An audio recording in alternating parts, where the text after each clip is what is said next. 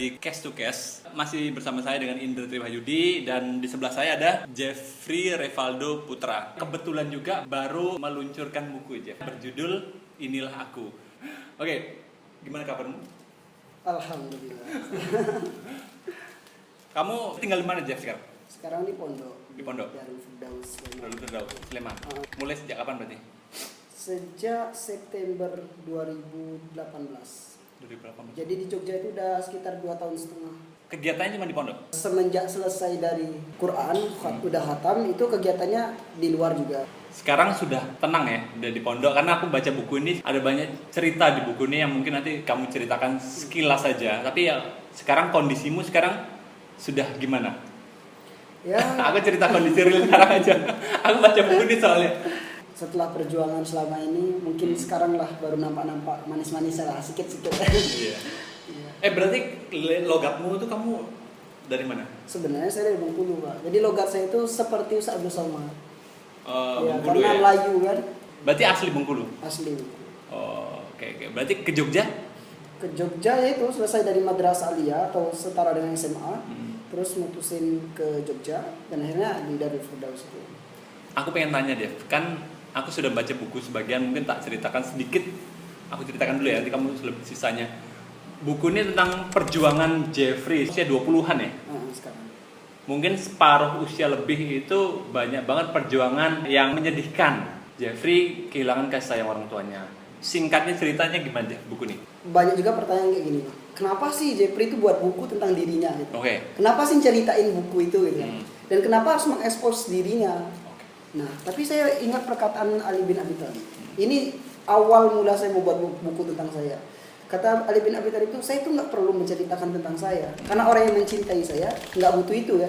Tapi orang yang membenci saya juga nggak mau tahu tentang diri saya.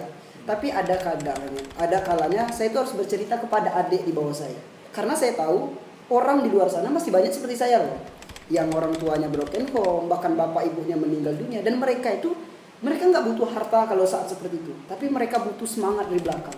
Sehingga harapan saya dengan ada bukunya saya ini, mereka akan timbul semangat baru. Oh ternyata di antara saya yang sedih ini masih banyak yang sedih, tapi dia bisa menghadapi itu. Itu tujuannya. Kalau seandainya kisah ini sama dengan kisah-kisah teman-teman yang lain, atau kisah ini setara gitu. Tapi ketika kisah ini ternyata lebih mudah daripada teman-teman, harapan saya ada rasa syukur. Oh ternyata di bawah saya masih banyak orang di bawah saya. Sehingga muncul rasa alhamdulillah lah saya masih merasakan seperti Mas bilang tadi kan. Nah jadi inti dari buku yang saya buat ini sebenarnya itu Mas. Jadi saya sedang menceritakan ketika antum berada di posisi yang sulit sesulitnya, yakinlah akan ada masanya manisnya. Ada nggak kalau kamu sempat berapa kali pindah lingkungan kan? Kamu ketemu dengan orang serupa dengan kamu, ada nggak? Banyak banget. Jadi saya dulu dalam kisah ini mungkin nggak saya detailkan. Jadi dulu saya pernah kumpul satu ruangan semua anak satu kabupaten yang hancur hidupnya. Broken home, seks, kemudian narkoba, dan lain sebagainya. Kita di satu tempat seperti asrama. Jadi semuanya itu kita kumpul bang. Jadi yang selama ini tuh sedih-sedih itu kumpul. Akhirnya dari ujung ke ujung tuh saya cuma tanya satu hal. Apa sih yang membuat kalian semua ini memilih untuk hancur?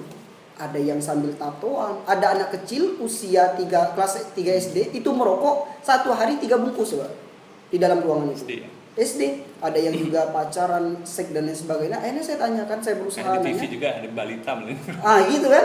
Akhirnya saya nanya, apa sih penyebab kalian ini sampai kalian hancur kayak gini? Dari ujung ke ujung satu jawaban, orang tua. Orang tua. Ini mungkin banyak orang belum mengerti baca intinya bukunya aja. Kan kalau aku salah baca adalah kamu dari keluarga broken home, orang tua bercerai, terus kamu pindah-pindah kan, pindah-pindah keluarga, pindah ke sana, pindah ke sini sampai tidak punya nama di kakak. Terus kamu diasuh oleh nenek kan. Terus kamu di jalanan. Terus dari pindah-pindah ke pondok ya, ke panti asuhan ya, ke yayasan ya. Nah, terus akhirnya kamu berjuang pada usia berapa? Kamu nyari kerja? Nyari pondok. Kerja, kamu bekerja. Oh, kalau kerja itu udah dari SD. Dari SD. Apa yang dalam pikiranmu pada waktu itu, ketika bekerja itu? Kalau waktu dulu karena memang belum terlalu paham, saya cuma seberapa apa ya? Kamu merasa itu suatu keharusan untuk bekerja pada waktu SD? Ya karena tidak ada pilihan lain. Kalau saya tidak kerja, saya nggak bisa makan. Dan kalau saya tidak Pernah bisa kayak kerja, gitu? pernah Nggak makan? Pernah. Jadi bahkan sampai ke sulit-sulitnya, saya dulu waktu tinggal di Masjid Agung ada satu pohon. Pohon itu pohon pepaya. Saya nggak makan selain kebanyakan makan pohon pepaya itu. Maka saya harus kerja kan di sana kan. Dan memang itu tuntutan bagi saya sendiri. Sebenarnya dari buku ini perjuanganmu berat kan, nggak semua anak tuh melalui proses yang sangat keras ini dia masih berpikir positif tuh loh. Itu yang tak lihat dari buku ini. Jadi ya kayak kamu ketemu dengan berbagai macam orang lah ya di berbagai lingkungan, mereka hancur. Nah sedikit orang yang lingkungannya hancur, kamu bisa dibilang lingkungannya hancur kan, dari keluarga hancur. Itu pindah-pindah lingkungan juga kamu mengalami terpaan kuat gitu loh. Gimana kamu pada waktu kondisi saat itu kamu masih berpikir aku masih harus berubah, bergerak positif lah gitu. Satu hal sih Bang yang menjadi kenapa sih saya bisa sekuat sampai hari ini. Sebenarnya dari orang tua saya itu nggak ada dorongan sama sekali sebenarnya. Karena memang beliau itu sudah putuskan dengan kontak dengan saya. Tapi satu hal, ketika orang tua saya hancur, seperti abang bilang tadi, orang tua saya broken home. Kalau saya milih jalan untuk hancur, maka selamanya dari keturunan ujung sampai akhir saya akan hancur. Itu kamu mikirnya gitu? Mikir seperti usia itu. Berapa? Di usia MTS. MTS sudah mikir kayak gitu, generasi itu. selanjutnya. Iya, karena dari SD kan udah ini kan, udah benar-benar digenjot bener. Wah, gini kan udah berjuang banget kan. Kok bisa MTS mikir kayak gitu? Iya, karena memang dulu itu saya itu dekatnya sama salah satu ustaz. Jadi beliau sering ngasih motivasi saya ketika di MTS, nanti kayak gini, nanti kayak gini. Mungkin tanpa beliau juga, tanpa wasilah beliau, mungkin hari ini saya sama seperti teman-teman yang lain memilih jalannya. Ada teman nggak sih yang istilahnya senasib lah, yang mengarahkan ke hal yang sama gitu? Sebenarnya karena semenjak di SD itu sih, ketika di SD saya sering dibully kan, jadi membuat saya itu depresi sehingga saya jarang berteman dengan yang lain-lain gitu. Jadi saya itu waktu di MTS tuh ya sendiri gitu, lebih menyendiri karena teman-teman saya kayaknya tuh nggak sesulit saya banget kayaknya mas. Setahu saya semasa itu dulu. Ya, sehingga menguatkan diri sendiri sih. Ada nggak respon dari orang yang sampai sekarang masih kayak gitu, yang masih negatif ke kamu? Yang pertama, yang selama ini ngebully saya itu, sekarang tuh udah pada santuy loh sama saya itu, udah pada baik-baik banget. Karena? Gitu. Ya mungkin karena kan sekarang ini kan dunia udah media sosial semua kan mas. Jadi lihat postingan saya, oh Jepri sekarang udah kayak gini, oh Jepri kan. Padahal sebenarnya biasa aja gitu. Nggak sehebat apa yang mereka pikirkan. Dan dari buku saya ini ada nggak sih yang negatif kok kayak gini? Mesti ada yang nggak suka, mesti ada yang. Tapi dibandingkan banyak yang nggak suka tuh saya yakin banyak juga yang suka. Kamu masih ada trauma nggak mental kayak gitu? Kan banyak banget terpaan. Mungkin kalau dari banyak review dari buku ini juga bilang kalau baca nangis dan sebagainya kan, ceritanya separuh buku itu isinya tangisanmu dan sebagainya. Kamu sampai sekarang masih nggak ada trauma tertentu kan? Sedikit pun enggak, karena saya udah santuy banget. Kalau dulu saya belum tahu agama, karena sekarang saya udah tahu agama, konsep dari hidupnya saya udah tahu. Saya udah tahu la yukallifullahu nafsan illa usaha. Allah tuh ngasih masalah karena Allah tahu kita sanggup. Itu konsep pertama yang saya pegang. Yang kedua, ahasiban nasu ayyutraku ayyaqulu amanna. Kita tuh ngomong, aku ini udah beriman, tapi kamu nggak diuji, kalian nggak bisa dikatakan beriman. Nah, jadi konsep itu yang saya pahami hari ini, sehingga ketika ada masalah yang datang, ya kan masalah itu kan selagi hidup kan masih ada masalah kan mas. Berakhir usia saya 20 tahun itu bukan berarti saya selesai masalah saya. Pasti akan ada masalah yang lebih besar. Sehingga ketika banyak masalah itu saya akan lebih santuy. Kalau masalah itu sesuai dengan apa yang saya harapkan, saya jatuhnya ke syukur, alhamdulillah. Tapi kalau tidak sesuai dengan apa yang saya harapkan, saya disuruh bersabar. Sehingga dengan ujian yang selama ini saya alami itu mengajarkan saya makna udahlah aja, memang dunia itu tempat capek. Jadi ya nggak apa capek-capek dulu, akhirnya pulang lagi. Banyak juga keluarga broken home, banyak juga yang kemarin kita temuin ada teman kita juga itu dia hidup tidak pernah mengenal ayahnya, dia jadinya ketika besar dia benar-benar karena nggak tahu, nggak pernah disayang ayah, dia peran ayah dan ibu itu kan sebenarnya menyeimbangkan ya. Ketika tidak ada satu pun akan menjadi ya, tidak ada ibu kita ngerasa jadi tidak lemah lembut gitu kan, tidak ada ayah kita kehilangan profil ketegasan dan sebagainya. Nah kamu tidak ada ayah, tidak dekat sama ayah dan ibu, Kamu banyak belajar dari guru ya, berarti guru dan agama ketika di pondok kan, berarti kan. Nah, gimana kalau orang tidak ada kesempatan untuk itu? Kalau kita sakit, kita harus tahu kemana kita harus berobat. Itu yang perlu kita pahami selama ini. Dan menurut saya, kebanyakan dari kita yang mengalami hal itu, mereka salah untuk cari obat itu. Mereka bingung masalah ini, mereka banyak masalah itu. Tapi mereka carinya tempat yang Mas bilang tadi, tempat yang senang-senang, tempat happy fun. Seharusnya yang paling penting yang kita lakuin adalah ketika kita merasa dalam posisi itu, yang paling tepat adalah dekat dengan Allah. Caranya nggak di pondok. Saya nggak di pondok loh dulu, Mas. Saya pondok itu baru di Darul Firdaus. Baru ini ya? Baru di Darul Firdaus. Ya? Jadi saya itu gimana? Ya, saya cari orang-orang yang memang dekat sama Allah. Sehingga dari wasilah-wasilah mereka itu, saya akan lebih ingat. Oh, jadi ketika lagi sedih, gini solusinya. Ketika lagi rapuh, gini solusinya. Ketika lagi memang benar-benar down banget, gini solusinya. Nah, kamu berarti orang yang berpikir. Ya, jelas. Pada dasarnya itu kan berarti. Nah, gimana kalau orang yang tidak berpikir gitu? Nah, kalau itu masalah kondisi pribadi sih, Mas, kalau menurut saya. Ya kan? Makanya setiap ada sebab ada akibat gitu kan. Era sosial media sekarang ini yang dikabarkan bahwa penyakit mental tuh sudah di mana-mana gitu loh. Sekarang ada isu mental health kan sebenarnya, sampai permasalahan ketika dengan sosial media dan sebagainya gitu kan. Kamu seusia 20 pas itu sudah menerbitin buku, mengerjakan berapa lama? 1 pekan. Dari nol. Dari nol. Dan saya bikinnya ini di mana saya berhenti di masjid, di sana saya berhenti. Bikin. Saya nggak ada bikin di kamar ataupun di apa nih. Saya bikin di masjid. Berarti kamu termasuk karakter orang yang antusias banget berarti. Iya. Soalnya saya itu kalau udah target, saya kerjain. Target saya punya buku 20 tahun. Gila, aku aja aku pengen bikin buku loh sebenarnya. Gimana caranya? Ngomong soal mental itu mungkin sudah, tapi aku ngomong soal dia. Di pondok itu kan menghafal Al-Qur'an. Dan kabarnya kamu 30 juz ya? Kamu berhasil merampungkannya kapan? 2019. 2019. Mulai dari 18. Bagaimana cara biar 30 juz kan tebel banget gitu kan? Tipsnya gimana? Yang pertama tuh ada dia tuh ada 2 kategori, Mas. Ada ziyadah sama mungkin. Kalau ziyadah itu kita menambah hafalan. Jadi Mas ini dari nol banget, nggak pernah hafal sama sekali. Tapi kalau mungkin ini dia sudah hafal, sudah selesai hafalannya, memperkuat yang ziyadah. Maintain ya, memelihara ya. Memelihara. Jadi proses dikategorikan hafiz Quran itu bukan ketika ziyadah. Kalau ziyadah itu setoran. Hari ini saya setor 1 halaman, besok 2 halaman, 3 halaman. Belum tentu bisa diulang. Cuman baca aja. Dihafal, tapi dihafal. Besoknya belum tentu bisa diulang. Belum tentu bisa diulang. Besoknya. Nah, dikatakan hafiz Quran itu ketika dia udah mungkin. Jadi mau hari ini, mau besok, mau sebulan, mau setahun, dia tetap seperti itu. Lanjutin ayat ini, tetap dia bisa. Nah, itu bisa dikatakan 30 juz. Nah, kalau saya 30 juz ziyadah. Jadi saya baru setoran hafalan saya. Sekarang ini proses penguatan dari apa yang telah saya setorkan tadi. Seperti itu. Dan kalau untuk tips bagi teman-teman sekalian, yang pertama tuh kita harus pahami dulu. Kita kira-kira kita ini udah bagus nggak bacaannya. Itu yang paling pertama. Bagus atau bacaannya. Merdu, beda ya? Beda. Kalau merdu itu ke suara. Tergantung orangnya juga. Suara ya. Tapi kalau seandainya bagus bacaan itu makhrajul hurufnya. Ibaratnya hukum-hukum lah. Hukum.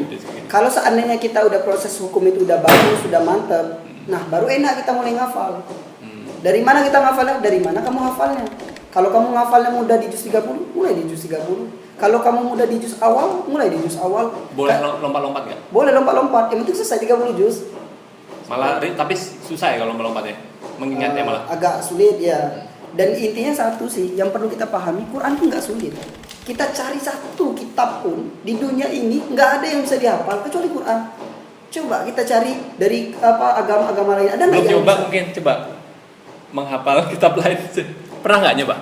Iya, nggak ada ini juga. Soalnya memang cuma Quran yang Allah walaqad yasarnal Quran, yang Allah mudahin. Didikri fahal mudakir. Kalau kita mau ngambil pelajaran dari sana.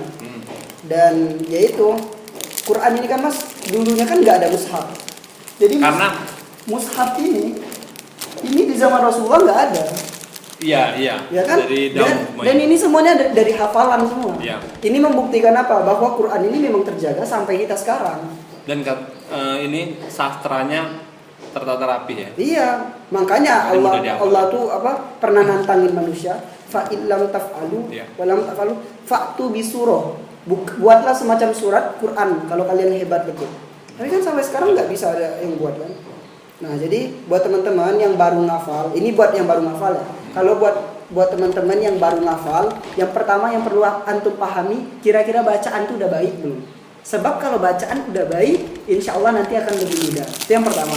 Misalnya kayak gini, tak kasih langsung contoh ya misalnya. Misalnya kayak gini misalnya. Misal kita cari awal misalnya kan kayak gini misalnya.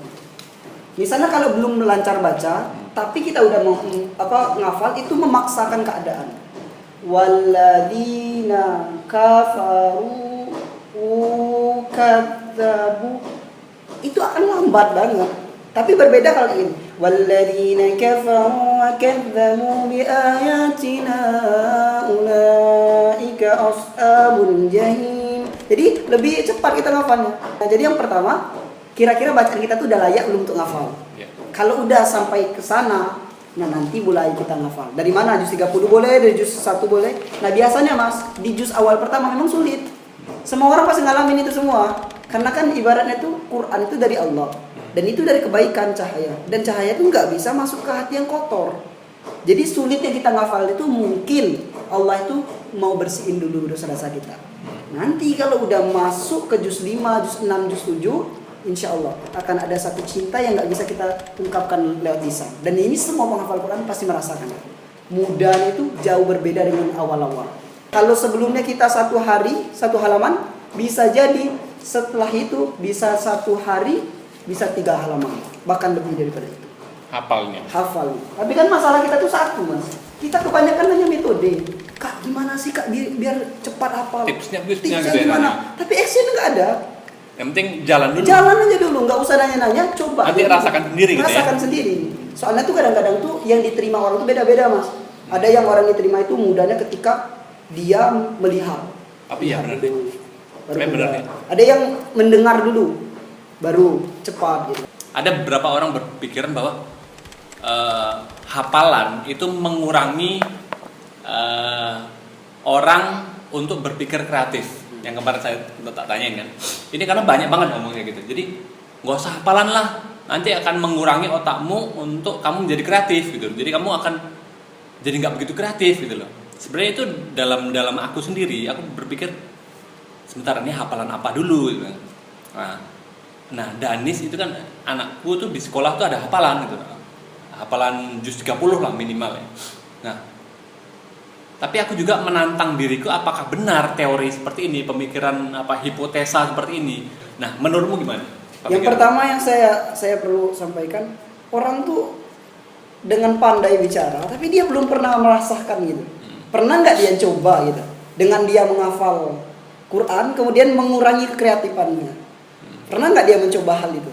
Dengar, tapi dia nggak pernah mencoba gitu. Kemudian yang kedua, coba buktikan kepada saya 1 orang yang dengan menghafal Quran akan mengurangi kreativitasnya. Ada 1 contoh. Ada anak yang dia itu bisu, tapi bisa hafal Quran. Ada anak cerebral palsy yang dia tuh gagal otaknya, tapi bisa hafal Quran 30 juz. Berarti kan ini secara tidak langsung telah membantah apa yang dia omongkan. Sedangkan anak yang sudah gagal otak aja bisa ngafal 30 juz. Berarti bagaimana orang-orang yang otaknya normal gitu loh. Jadi kalau ada orang bilang, alah nggak usah ngafal Quran, berarti orang itu nggak pernah dan belum pernah coba. Kamu kan sudah menghafal. Yang kamu rasakan apa? Yang pertama, saya itu nggak bisa ngubah Quran. Tapi sejatinya setelah saya ngafal Quran, Quran telah mengubah diri saya 360 derajat. Saya dulu Mas masih kecewa sama orang tua saya. Yakin, saya itu masih kecewa banget sama orang tua dengan segala apa yang mereka lakuin sama saya. Tapi setelah saya ngafal Quran, setelah saya pahami artinya, setelah pahami tafsirnya, ternyata tidak seperti itu. Itu yang pertama.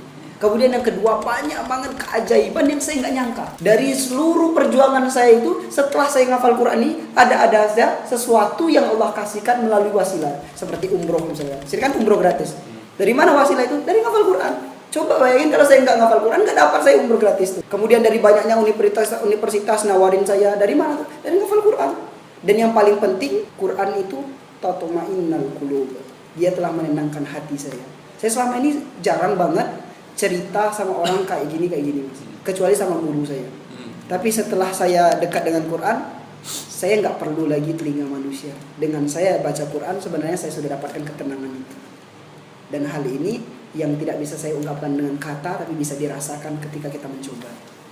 Itu sih manfaat yang selama ini saya rasakan. Lebih tenang ya? Lebih tenang banget. Jadi ketika saya itu banyak masalah, memang benar-benar kayak kemarin Mas, saya dapat telepon bahwa paman saya yang dulu nendang saya, itu kan ternyata masuk kantor polisi.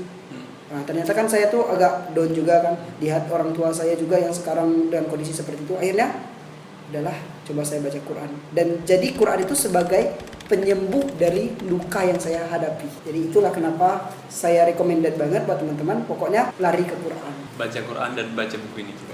Baca buku. Gimana pandanganmu terhadap orang tua yang dulu sudah broken home, mungkin kamu udah 2 kali wisuda nggak didatengin kan, kemanapun juga nggak dicari, dibiarin aja. Dulu sebelum kenal dengan Quran gitu, dulu sebelum paham banget dengan agama, tapi kesini saya belajar sirah Mas, saya belajar kisah-kisah gimana sih para rasul dulu. Sirah Nabawiyah saya belajar ternyata banyak banget juga para nabi itu bapaknya yang lebih parah daripada itu. Pernah kita baca Quran, la illam tantahi la arjumannaka. Jadi Nabi Ibrahim itu punya bapak, nama bapaknya Uzair, dan Uzair ini pembuat berhala. Jadi dia bukan cuma penyembah, tapi dia pembuat berhala sama itu. Kemudian ditantang Nabi Ibrahim, la illam yantahi la arjumannaka. Kalau kamu masih ngomongin aku, masih dakwain aku aku rajam. Bapak aku nggak pernah ngomong aku rajam. Belum pernah bapak aku mau bunuh, cekik aku belum pernah. Itu lebih parah lagi. Ternyata lebih parah dulu. Dan apa perkataan Nabi Ibrahim? Adakah Nabi Ibrahim menonjok bapaknya, membunuh bapaknya? Enggak. Dan dikeluarkan yang kalimat yang begitu santun. Qala salamun alaik. Aku berdoa kepada Tuhanku agar Allah memberikan keselamatan kepada bapak. Di depan bapaknya gitu? Di depan bapaknya. Dan ini diabadikan dalam Quran. Jadi kalau saya mau pelajari, ternyata zaman dulu tuh udah ada yang seperti itu. Awalnya memang saya kecewa kan Pak ya, namanya sakit hati, kecewa tuh mesti. Dan akhirnya dari sana tuh saya sedikit-sedikit memahami diri saya. Ya udahlah, memang ternyata kayak gini kehidupan saya memang seperti ini. Dan akhirnya saya kan pulang ke Bengkulu kan, pasti ketemu orang tua saya kan Pak ya. Yang pertama, tugas saya sebagai seorang anak tuh yang saya pahami cukup wabil walidaini ihsana. Berbuat baik sama bapak saya, sama ibu saya. Terlepas orang tua saya ngasih hak saya atau enggak, memperhatikan saya atau enggak, meletakkan saya ke dalam kakak atau enggak, itu bukan tugas saya, tapi tugas orang tua saya sama Allah. Selesai. Jadi ketika berarti kamu nggak pernah melawan orang tua kamu. Dulu sebelum saya paham agama, saya melawan. Saya pernah bilang, ya kenapa sih aku dibedain, sama bilang kayak itu. Setelah saya paham agama, boleh ditanyakan langsung ke orang tua saya, sedikit pun saya nggak pernah mengeluarkan kata-kata kasar yang menyakiti hati mereka. Sedikit pun. Jadi ketika sesuatu itu tidak sesuai dengan harapan saya dan orang tua saya melakukan saya seperti itu, saya cuma diam. Dan tugas saya diam dan mendoakan. Terlepas apapun itu, saya serahkan sama Allah. Dan saya juga ketika ada orang tua saya yang tidak sesuai dengan syariat Islam, saya tetap mengingatkan dengan bahasa yang lemah lembut gitu. Bu, nggak kayak gini, kayak itu. Dan akhirnya qadarullah, bapak saya dulunya tuh jarang sholat Jumat tuh jarang banget. Dan qadarullah setelah saya ngafal Quran, saya yakin ini wasilah doa dan wasilah Quran. Sekarang udah sholat, alhamdulillah. Walaupun belum di masjid ya. Ibu saya Pak dulu nggak pernah pakai jilbab. Dan sedikit-sedikit setiap ketemu saya, walaupun saya nggak tahu di luar ibu saya pakai jilbab atau enggak, setiap ketemu saya mesti pakai jilbab. Dan bapak ibu saya itu, kalau saya sudah bicara, wallahi mereka pasti sami'na wa ata'na. Jadi saya bilang, Bu Pak, saya mau ke sana. Bu Pak, saya mau ini. Bu Pak, saya mau ini. Pasti sami'na wa ata'na. Dan dalam keluarga saya, ketika banyak bicara, banyak ini, banyak ungkapan-ungkapan, dan ketika ungkapan itu sampai dari saya, semuanya sami'na wa ata'na. Jadi dari sana tuh saya pahami satu hal. Orang tua kita tidak pernah menginginkan kehancuran. Saya yakin. Sejahat-jahat orang tua pasti mereka tuh sayang sama anaknya. Kayak manapun orang tua melakukan kita, pasti mereka tuh mikir kita. Nggak mungkin enggak. Saya yakin karena hubungan darah itu masih akan ada. Dan semua itu telah terjadi qadarullah. Sudah menjadi ketetapan Allah. Jadi tugas kita dan tugas teman-teman ketika merasa dalam posisi itu, satu, diam ketika kalian berada di posisi itu. Yang kedua, doakan. Cukup. Berarti sampai sekarang orang tua masih di Bengkulu? Masih Bengkulu, tetap baik hubungan. Saya sering telepon, saya sering minta doa. Bahkan buku saya ini saya izin dulu sama beliau. Pak, Bu, saya mau buat buku tentang kisah saya. Saya tuliskan buku ini ya. Ya udah, orang tua saya meridoi, saya buat. Kalau orang tua Dan saya dia nggak meridoi, udah baca? akan sampai. Sekarang masih perjalanan Palembang. Wah, ini seru. Palembang. Dan nanti orang tua saya kan, wah ya Allah, mungkin saya kayaknya saya berdosa banget gitu kan sama Jeffrey sama ini. Tapi orang tua saya tuh kayaknya masa cuek gitu sama saya. Tapi nggak cuek kalau soal ini kan. Nanti dia kan akan sebenarnya kan kayak gini kan kamu nggak pernah kan bercerita banyak Nggak kondisi pernah ke orang sama tua sekali. kan. Nggak pernah sama Dengan sekali. dengan begini kan dia akan melihat diri sendiri kayak gitu. Ya itu alhamdulillah ya. Nah, Dan saya itu juga Mas, walaupun kayak mana tuh, saya tuh yakin selama ini tuh kayak apapun orang tua tuh saya selalu minta doa sama dia. Pak, Bu, walaupun sebenarnya itu ada kayak pembatas gitu kan. Karena selama ini nggak pernah hubungan. Jadi ketika sudah hubungan ini kayak sulit nggak mau ngasih tahu. Tapi tetap saya minta, Pak, Bu, doakan saya semoga saya sukses, semoga saya sukses. Tetap doakan. Dan saya yakinnya wasilah saya banyaknya bisa nerbitin buku ini, wasilah saya bisa sampai Jawa, wasilah ini, itu semua dari doa orang tua saya. Maka buat teman-teman, ini penting banget. Siapapun orang tua kita, sejahat apapun orang tua kita, mereka tetap orang tua kita. Tugas kita tetap wabil walidaini ihsana, berbuat baik sama mereka. terima kasih yang sudah menonton. Jangan lupa juga beli bukunya. Assalamualaikum warahmatullahi wabarakatuh.